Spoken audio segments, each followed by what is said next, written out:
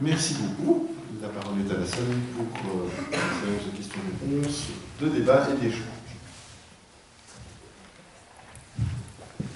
Qui a le micro? Marc.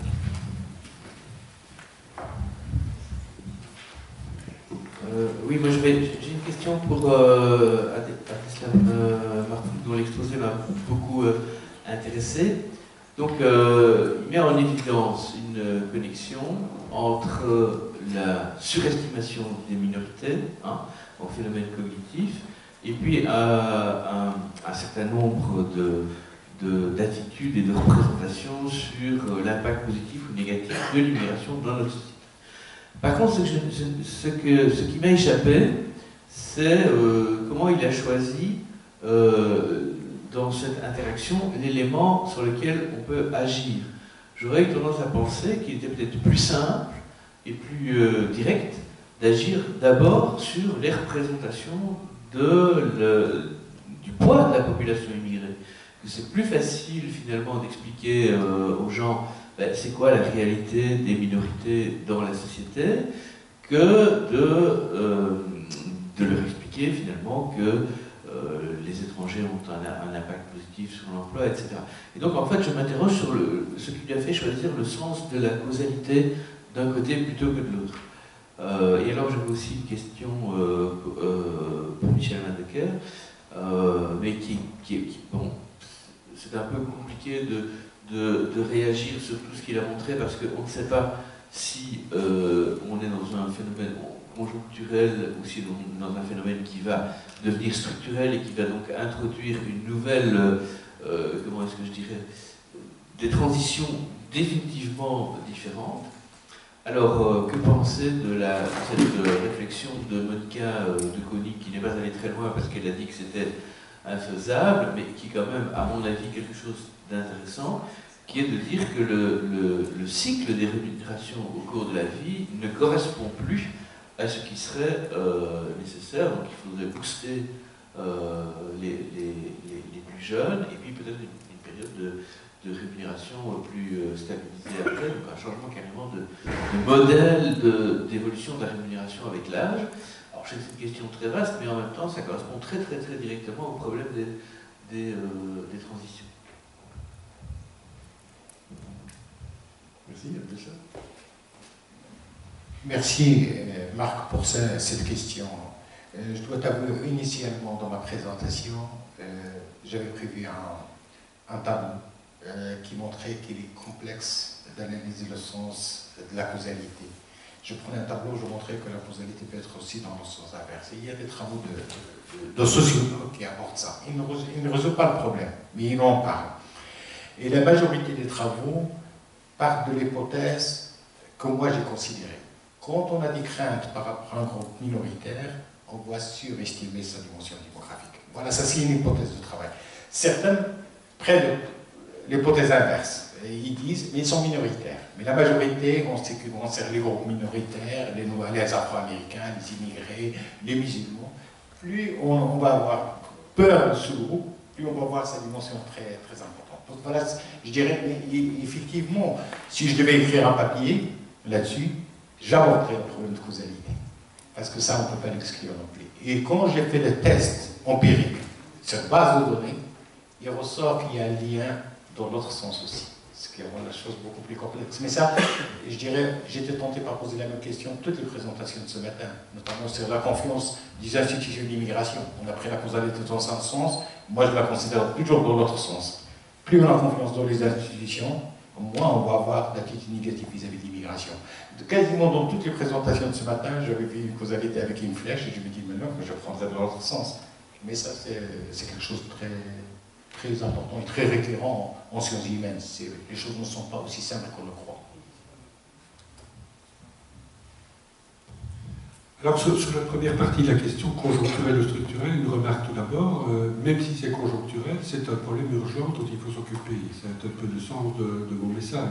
Je n'ai pas voulu insister trop sur le côté dramatique, hein, mais il faut bien constater que les phénomènes que j'ai décrits concernent maintenant directement une frange importante des jeunes de 20 à 30, 34 ans. Et donc il faut s'en occuper maintenant. Moi j'ai tendance à penser que c'est là pour durer un certain temps. J'ai l'impression que la durée de productivité de la vie adulte avec un emploi à temps plein s'est rétrécie à la période 55 ans. Et je pense que, je ne sais pas à quoi c'est dû, mais je pense que c'est là pour durer un certain temps. Sur le deuxième point, si j'ai bien compris la question, donc suggestion, c'est de revoir le modèle de rémunération en quelque sorte en boostant les revenus.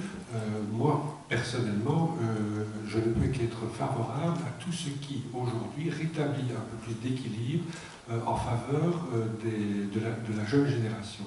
Je pense que beaucoup de mécanismes de protection et de solidarité sont actuellement biaisés en faveur des générations plus âgées. Il y a d'autres pistes que celle-là, comme par exemple, je crois qu'on l'a évoqué ce matin, la concentration de l'ensemble des prestations sociales sur la tête des individus et non pas passer par exemple, le ménage ou la déductibilité fiscale pour les ménages, etc. De concentrer les modalités d'être sur les individus et même l'individualisation des droits. Et donc tout ce qui va dans le sens de redonner des opportunités, hein, pas seulement en termes d'emploi, parce qu'on sait ce qu'il en est en termes d'emploi, mais tout ce qui est redonner des opportunités d'action, hein, de contrôle, hein, dans cette génération, me paraît aller dans le bon sens et me paraît personnellement urgent. On a vu qu'on se fait un peu une idée que c'est une période où on a beaucoup de temps libre, où on peut faire des tas de choses, et je crois que c'est une période en fait très destructive pour l'avenir. C'est une période où on apprend qu'on peut avoir un contrôle sur le cours des choses, sur son destin et sur la réalisation de ses potentialités et de ses capacités. Merci.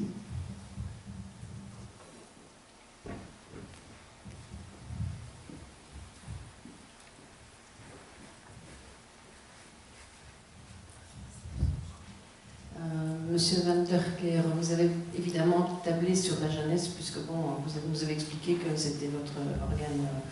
Mais on parle aussi beaucoup maintenant d'une génération boomerang, qui sont en fait des gens qui sont partis de chez eux et qui finalement sont obligés de revenir parce qu'ils ne s'en sortent pas. Et personnellement, je connais des gens de mon âge, même plus âgés, qui à 50, 60 ans rentrent chez leurs vieux parents à 80 ans. Et là, ça devient, à mon sens, aussi quelque chose de dramatique.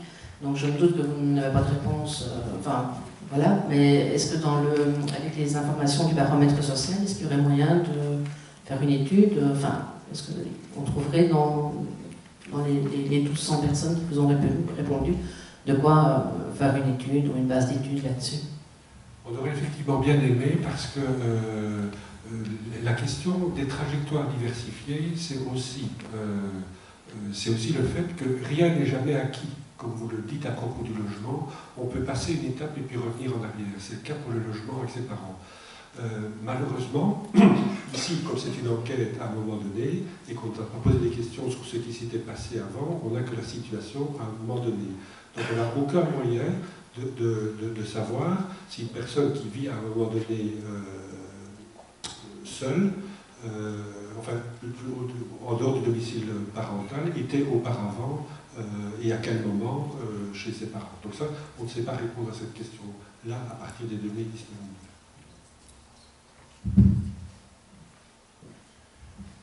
Laurent, il y a encore une question avant.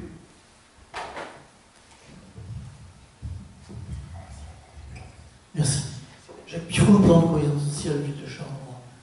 Depuis ce matin, on a entendu des modèles mathématiques justes, plus ou moins justes, qui nous apprennent beaucoup de choses. On en est sur le baromètre social, donc on a énormément d'informations sur la sociologie de la société, et encore avec certains points de vue, parce que je n'ai pas retrouvé grand-chose de Bourdieu, de Touraine, de Crozier, or ce n'est pas des jeunes dans la sociologie. Donc il y a des choses qui sont installées depuis un certain temps. Mais par contre, ce que je trouve qui manque, mais vraiment cruellement, c'est le rapport à l'économie.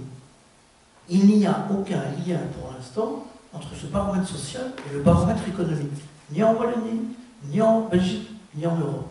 Or, toutes les tendances qui ont été données ici sont totalement liées à l'évolution du marché économique mondial. Ils sont totalement liés aux dérives qui apparaissent déjà en 1997 et un peu avant du marché économique. Et pour l'instant, nous sommes en train de réfléchir sur le social ou à propos du social et avec le social aussi, puisque nous avons participé à pas mal d'enquêtes avec l'IWEB, notamment sur le bien-être au niveau européen. Mais si nous ne faisons pas de liaison très très rapidement avec l'économique et le financier, nous sommes en train de faire des travaux en parallèle. Donc nous sommes en train de réfléchir à un bien-être social ou sociétal, on l'appelle comme on veut. À côté de ça, il y a un plan économique. Alors qu'on l'appelle avec plaisir ou pas plaisir, ça n'a pas d'importance, capitaliste libéral, il faut pouvoir le regarder aussi. Sinon, toutes les tendances qui sont, je dirais, émergentes dans tous les tableaux d'aujourd'hui comme étant des hypothèses de solutions pour rapprocher les uns des autres, que l'on soit dans le bas prestige social en tant qu'immigré, que l'on soit chez les jeunes aujourd'hui, bah, on va rater. Donc il faut absolument lier toutes ces analyses de type sociologique, politologique, anthropologique peut-être même, avec l'économique. Et là, je n'ai rien vu, rien entendu du tout.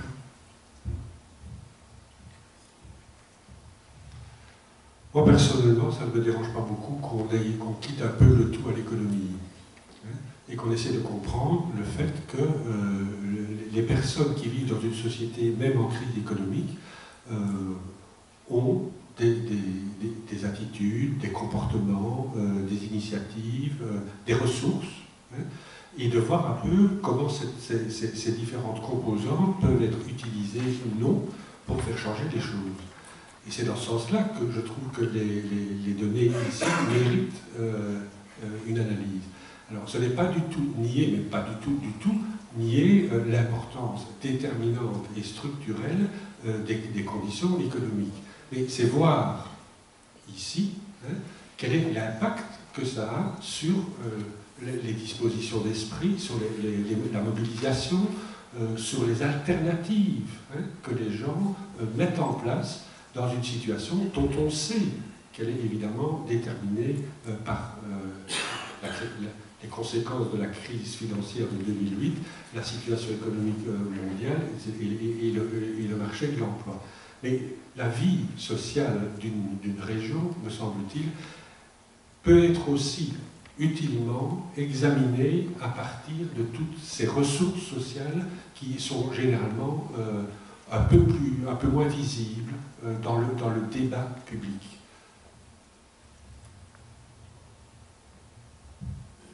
Merci pour la question. Je pense qu'elle permet quand même de mettre maintenant un éclairage un peu particulier sur le baromètre. On n'a pas présenté aussi toutes les données, voilà. Donc, il reste des éléments dans le baromètre qui peuvent justement répondre en partie à ces préoccupations-là. Je suis d'accord avec Michel, et d'ailleurs vous avez directement l'expérience avec nous au niveau du bien-être. À côté de ces études-ci, il y a toute une série de démarches qui, elles, vont porter le regard sur le bien-être, sur des éléments qui ne sont pas justement liés à l'économie. Alors que le contexte économique soit en toile de fond, qui l'influence certainement. Je vais prendre par exemple une des questions qui a été posée, c'est de savoir si la société devait pouvoir contrôler les marchés financiers. Ben, sans surprise, on a 90% de personnes qui disent bah oui, évidemment, ça semble tellement évident dans le contexte actuel. Si nous avions été dans une situation, imaginons un futur parallèle, une société parallèle, une dimension parallèle, dans laquelle on a un marché qui fonctionne bien, une société libérale, ultra-libérale, peut-être que cette question-là n'aurait eu aucun sens. Peut-être que l'on aurait eu un changement complet. Ici, sans doute qu'il y a des éléments qu'on peut aller rechercher dans le baromètre pour éclairer des aspects particuliers de cette influence-là, de ce contexte-là. Mais et je pense que c'est vraiment un des messages importants. Le baromètre, c'est une pièce, c'est un outil. C'est un outil particulier. À côté de ça, on doit déployer toute une série d'autres études, d'autres approches pour aller chercher cette complexité-là, ne pas réduire, ne pas avoir une approche réductrice sur la réalité. Je vais juste peut-être, pour rebondir tout à l'heure sur la question de l'immigration et le fait que si on craint, si on a des craintes par rapport à une minorité ethnique, on a tendance à surestimer, je ne peux m'empêcher de faire le lien avec les approches psychosociales dans le domaine de la perception des risques. qui a quand même montré qu'il y avait des variables particulières, qu'on avait tendance à surestimer le risque, on parle de crainte, hein, surestimer le risque quand on ne maîtrise pas l'activité en question, on ne maîtrise pas les vagues de migration, les flux migratoires, on ne les maîtrise pas en tant qu'individu. Et en plus de ça, il y a le caractère volontaire ou subi d'un risque. Et là, effectivement, il y a plutôt cette perception qu'on subit un flux migratoire plutôt qu'on ne le souhaite. Donc il y a peut-être des éléments qu'on pourrait combiner en termes de perception sociale des risques pour aller dans le sens qu'effectivement, on va plutôt augmenter, surestimer les catégories minoritaires et de là surestimer les risques qui vont avec et avoir une perspective un peu différente sur les minorités ethniques. Je pense que je partagerai avec plaisir certains documents avec Marc. En fait, comme j'avais dit au cours de ma présentation, les économistes n'ont pas travaillé sur la cause de cette surestimation. Donc je me suis nourri des travaux de sociologues. C'est les sociologues qui ont abordé cette problématique. Et ils pensent en fait que principalement, et ça, je pense que tu seras d'accord avec toi, plus on pense qu'un groupe comporte un risque, et on a parlé hier des musulmans, plus les gens ont tendance à surestimer cette dimension. Voilà. Mais je partagerai avec toi, avec plaisir, tous ces travaux qui analysent ces aspects-là, et tu vas voir que, bien qu'on parle de causalité, mais en général, on pense plutôt dans le sens que moi j'avais pris cette relation. Merci beaucoup. Merci. Est-ce qu'il y a d'autres questions? Oui, à droite, ça.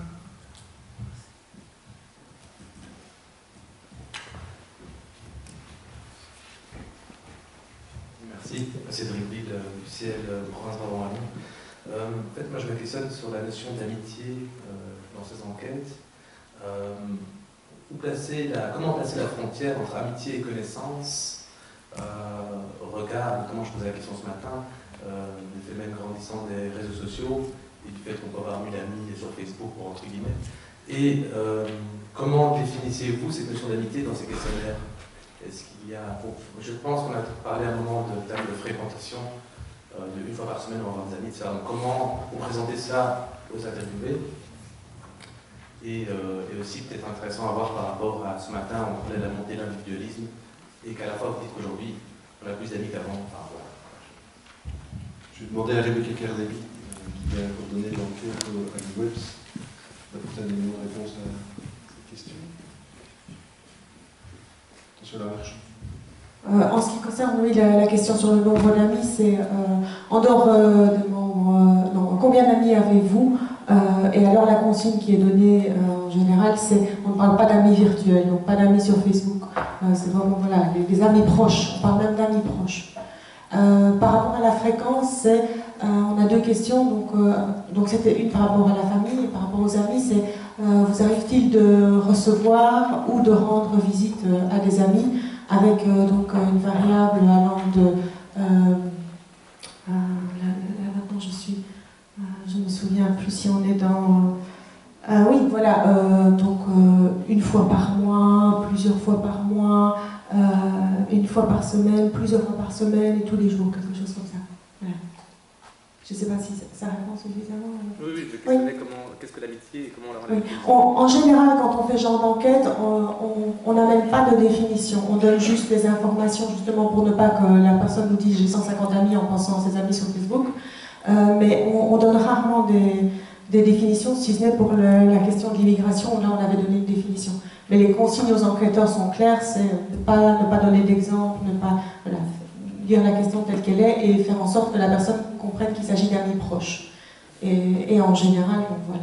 Après, comme on le disait, c'est une variable qui peut présenter des limites, mais elle est souvent utilisée pour en tout cas mesurer d'une certaine façon la taille du réseau. Une confirmation de ce que Rebecca vient d'expliquer, c'est qu'il n'y a que, si on me rappelle bien, un peu plus de 12% qui indiquent d'avoir plus de 5 amis, donc il s'agit bien d'amis proches. Je crois qu'il n'y a que 12% qui signalent, qui indiquent plus de 5. Merci pour ces précisions. Y a-t-il encore une autre question dans la salle? Je pense que la journée a été longue et dense et que, en tout cas, les orateurs ont répondu de manière approfondie aux questions qui étaient posées. Il y aura d'ailleurs des publications qui vont permettre permettre de prolonger votre information et votre réflexion. Je vais inviter Sébastien Brunet, l'administrateur général de